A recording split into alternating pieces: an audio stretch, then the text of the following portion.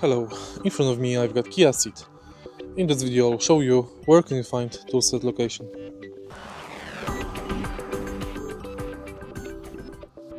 To find Toolset in your car, open the trunk and now lift the trunk floor. Right here we can find spare tire and all necessary keys and tools.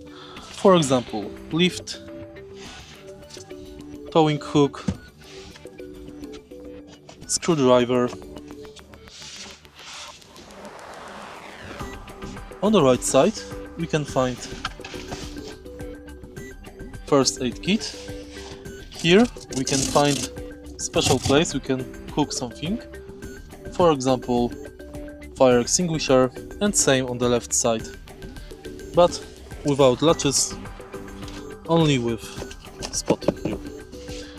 If you find this video helpful, please leave like, comment and subscribe.